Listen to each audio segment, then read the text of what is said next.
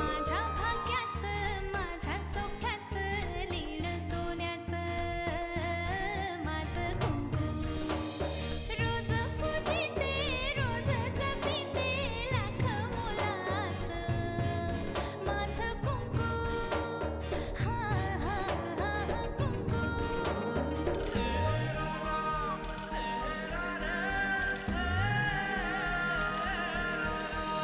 मन माझे घर झाले त्याचे मोर स्वप्नाचा दारी नाचे शब्द त्याचे अमृताचे स्पर्श त्याचे चांदण्याचे त्याच्या श्वासाचे त्याच्या डोळ्याचे गुज सांगते माझं कुंकू हा हा हा कुंकू हा हा हा कुंकू आपण भेटून बोलायचं का?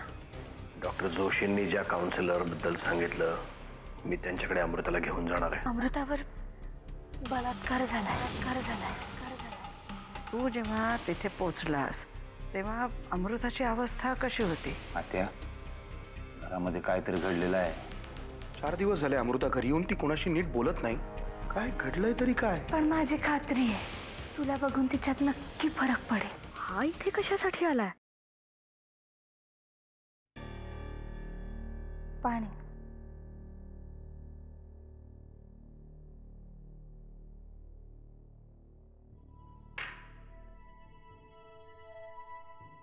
माझ्या शत्रूच्या घरचं पाणी प्यायचं नाहीये मला. जानकी हे बघ, मी इकडे फक्त अमृताला भेटायला आलोय. तिला भेटून लगेच जाईन.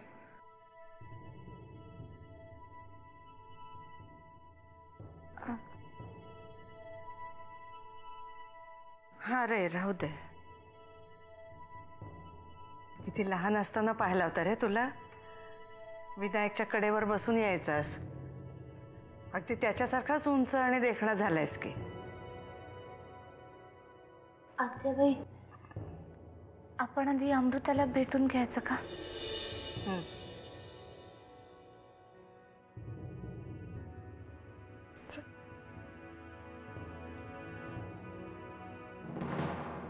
आर्यन,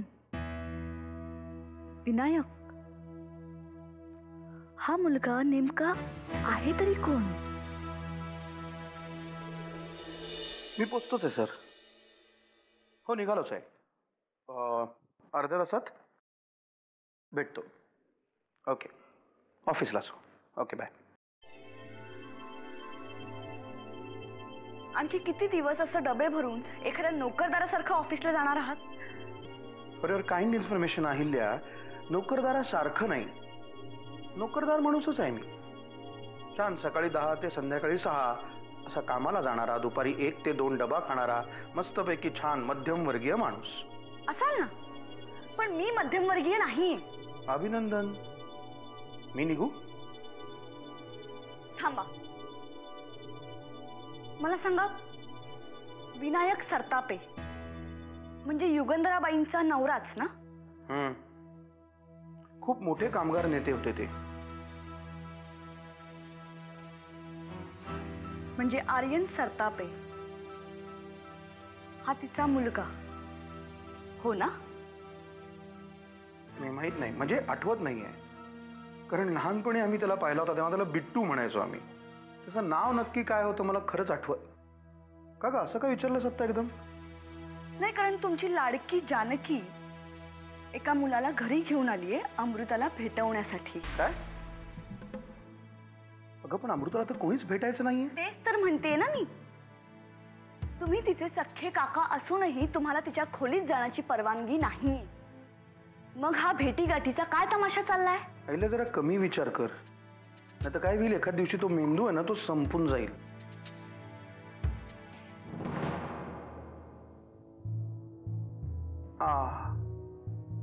आर्यन, अगं म्हणजे तो हाच मुलगा म्हणजे ज्याच्याबरोबर अमृता गळ्यात गळे घालून फिरायची. वाटेल ते बोलू नकोस. अमृताचं प्रेम आहे त्या मुलावर. पण तो तिचा प्रेमवीर हा युगंधरा सरतापेंचा मुलगा आहे, हे माहितीये तुम्हाला? बाप रे, हे सगळं सांगून तू ह्या घरावर एक बॉम्ब टाकलायस. असं जर तुला वाटत असेल ना तर तसं काही नाहीये. दादाला सुद्धा तो मुलगा माहिती आहे. कमाल आहे. आणि हे सगळं त्यांना मान्य आहे? नाही ते मला माहित नाही, पण हा मुलगा असा अचानक आज इथे का आला हे मात्र मला माहीत करून घ्यावं लागेलच. नाही, त्याची काही गरज नाही. उगाच तिकडे जाल आणि स्वतःचा अपमान करून घ्याल. मी काय करायचं काय नाही हे तू मला सांगायची गरज नाहीये. हं?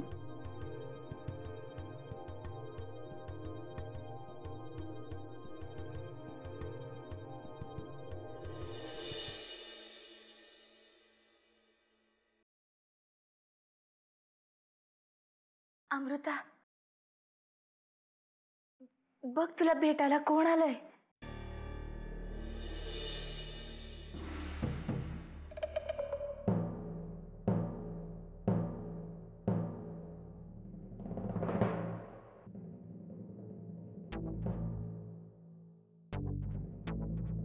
कोण आहे?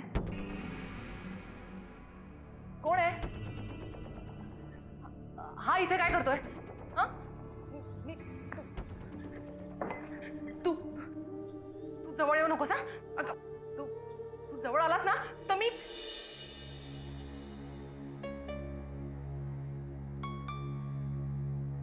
अमृता, मी आर्यन.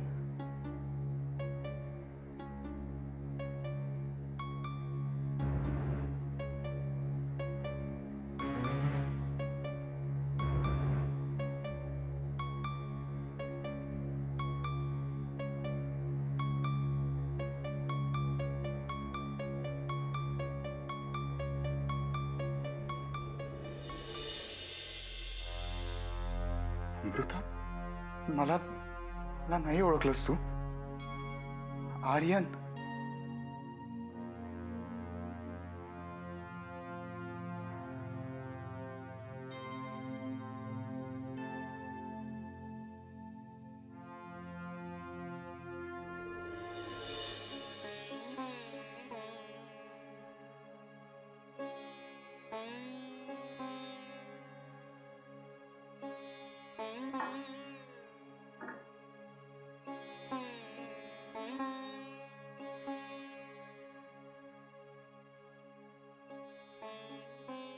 अमृता, कॉलेज कट्ट्यावर आपण कितीतरी तास एकत्र घालवलेत.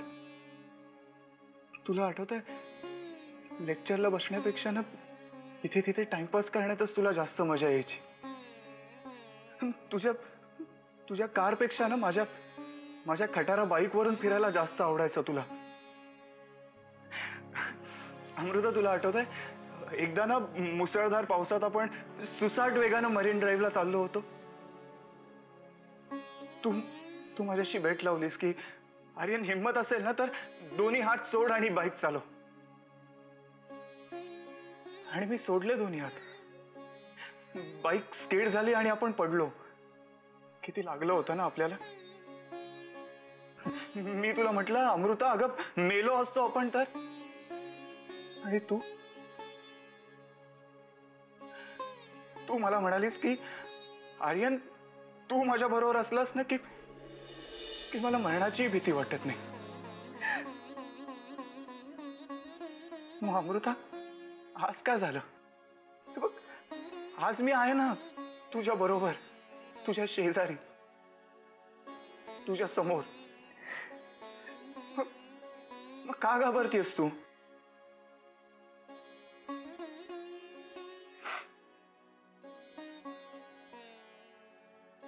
हे बघ अमृता, त्या दिवशी तुला वाचवण्याचा खूप प्रयत्न केला ग मी, पण नाही वाचवू शकलो तुला त्या गुंडांपासून. I am extremely sorry. मला प्लीज माफ कर अमृता.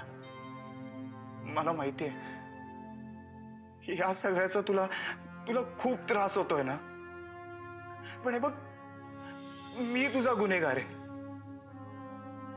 त्या दिवशी मी तुला वाचवू शकलो नाही ना. मग तुला जी काय शिक्षा द्यायची ना ती दे, मला दे. प्लीज स्वतःला किंवा किंवा तुझ्या घरच्यांना शिक्षा देऊ नकोस. आर्यन, माझ्या आयुष्याचं वाटोळं झालं रे.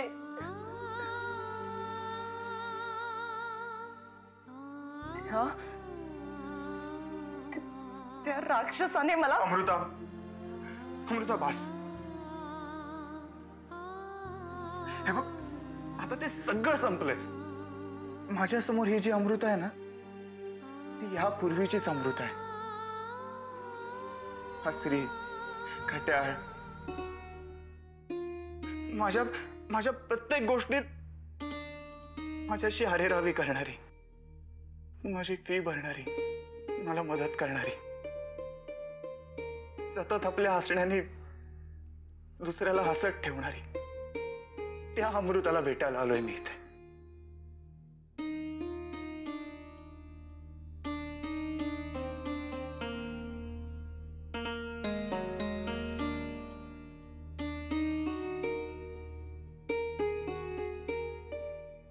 मी देवापुढे साखर ठेवून येते. हा,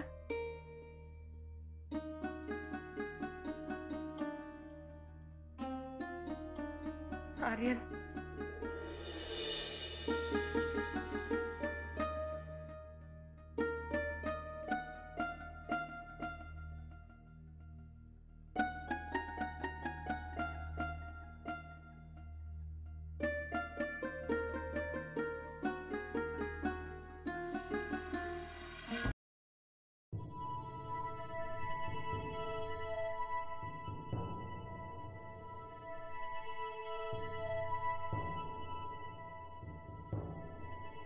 अरे नरसिंहा, तू तू इतक्या लवकर कसं काय आलास परत? शहर कार्यालयाच्या पार दारात जाऊन उभा राहिलो, पण आज जाण्याची हिंमत नाही झाली. असं काय करतोस रे? आता तुझं तूच नको का ठरवायला? त्याच्याशिवाय कसं मन रमणार तुझं? आत्याबाई, कितीही ठरवलं तरी माझं मन नाही रमत कुठेही. त्याला काय करू मी आता?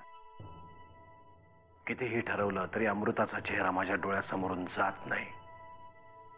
काय करू मी? उगाचच अपराधीपणाची भावना वाढत जाते.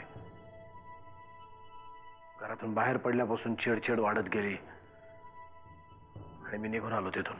अरे पण तुझ्यासाठी एवढी माणसं थांबली होती तिथे. अचानक तब्येत बिघडल्याचं कारण सांगितलं आणि निघून आलो तिथून. ते सगळं जाऊ दे. जानकी कुठे आहे? मला जरा बोलायचं आहे तिच्याशी.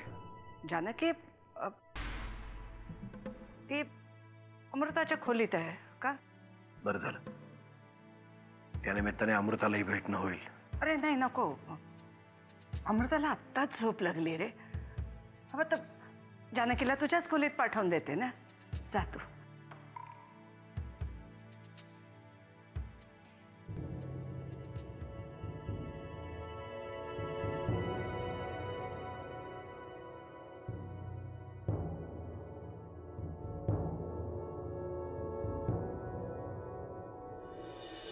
हे बघ अमृता, मला कळलंय हे जे काय झालं ना ते खूप भयानक होतं. म्हणून विसरून जायचं म्हटलं तरी विसरता येणार नाही. मला कळतंय. पण तरीही हे सगळं एक वाईट स्वप्न होतं असं समजून विसरून जा ना. मला सांग, एखादं वाईट स्वप्न आपण लक्षात ठेवतो का? नाही ना. आर्यन, तू बोलायला लागलास ना तरी खूप बरं वाटतं रे. माझं सोड ग. तुझ्या बरोबर तुझ्या घरचे आहेत ना. तुझी मैत्रीण आहे.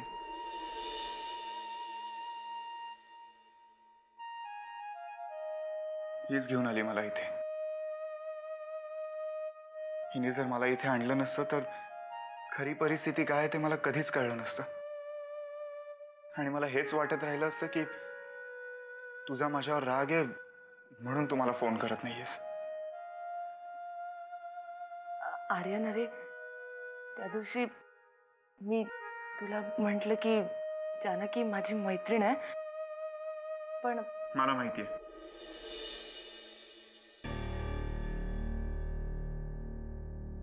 जानकी फक्त तुझी मैत्रीण नाही, माझीही मैत्रीण आहे. आपली मैत्रीण आहे ती. हो ना जानकी? हो म्हणजे अमृता. मी सांगते. आर्यन, अरे जानकी माझी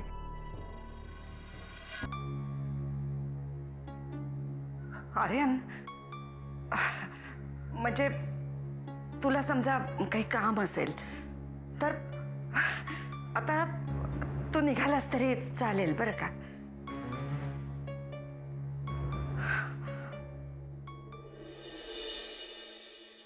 हो, उशीर होतोय मला. निघू मी? थोडा वेळ थांब ना अजून प्लीज. अगं असं काय करतेस अमृता? उशीर होतोय ना त्याला.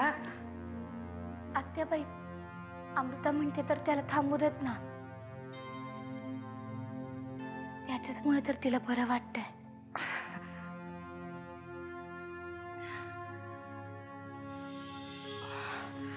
नरसिंह आला बाहेर.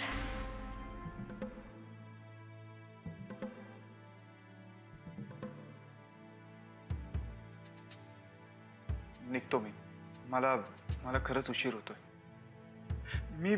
मी तुला परत भेटायला येईन ना. नक्की. मला खूप बोलायचंय तुझ्याशी. तुला काय बोलायचंय माहितीये मला. बाय. काळजी घे.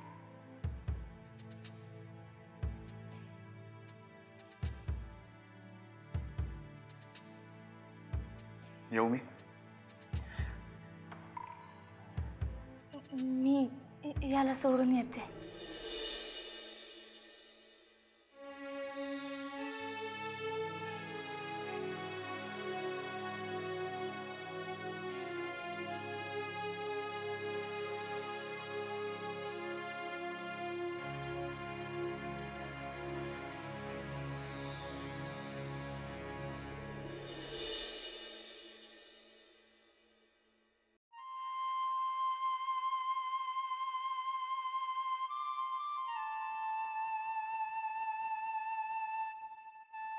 आर्यन,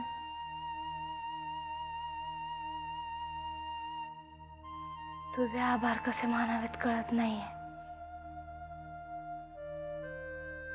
तुझ्या येण्याने खूप फरक पडला.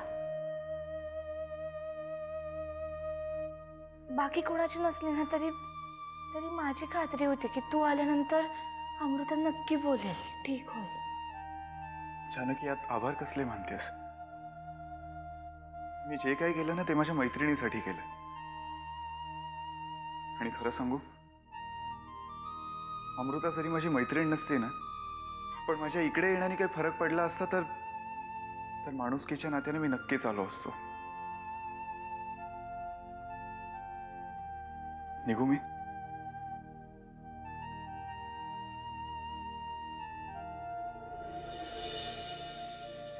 जानकी, तुला कधी वेळ असेल तर आपण बाहेर भेटूया.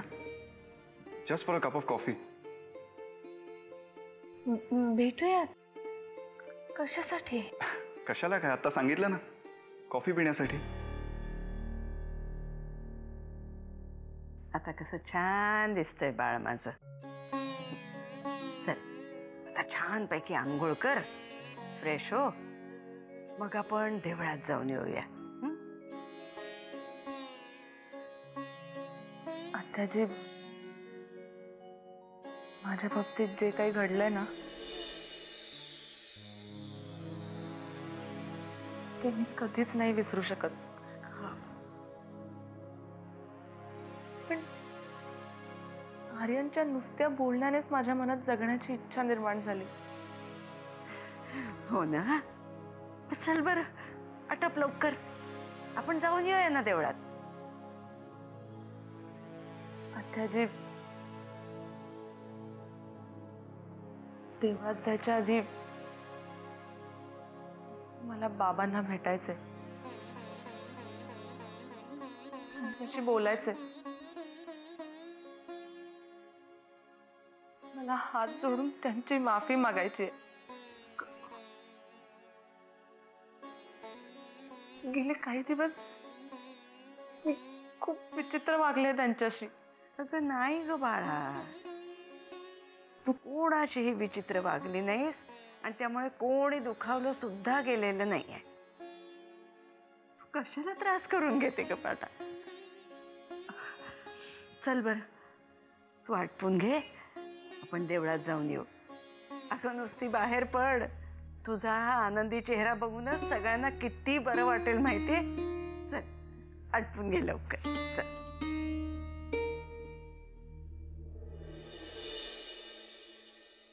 नाही नाही, मी असं चहा कॉफी प्यायला बाहेर जात नाही. का ग?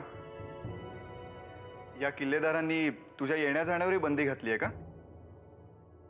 नाही, तसं काही नाही. जानकी, तू अमृताची मैत्रीणच आहेस ना? काय किल्लेदारांची पेईंग गेस्ट? नाही म्हणजे तसं असेल तर मला सांग, मग तुला आग्रह नाही करणार मी. जानकी,